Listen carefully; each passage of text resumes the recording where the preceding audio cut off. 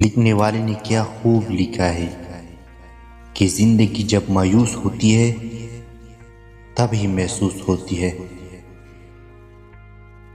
आप जिंदगी से भले खुश ना हो पर कुछ लोग ऐसे भी हैं जो आप जैसी जिंदगी जीने के लिए तरसते हैं। बाज़ औकात आप जिन लोगों को बहुत अहमियत देते हैं तो उनके नज़दीक आपकी कोई अहमियत ही नहीं होती। बनावटी लोगों से संभल कर रहें, पहले रो रो कर आपकी दुख दर्द पूछेंगे, फिर हंस हंस कर जमाने वाले को बताएंगे।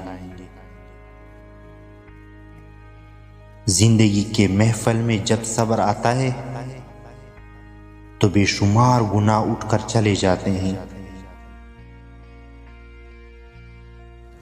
अभी ऐसे अल्फाज इजाद नहीं हुए जो एहसास को बयान कर सके। एहसास की दुनिया अल्फाज की दुनिया से बहुत आगे है। जिंदगी जब भी रुलाए तो समझ जाना गुनाह माफ हो गए। जिंदगी जब भी हंसाए तो समझ जाना दुआ कबूल हो गए। मुझे परवाह नहीं दुश्मनों की, बस मुझे नफरत है इन लोगों से जो दोस्ती के लिबास में मुनाफिक हों।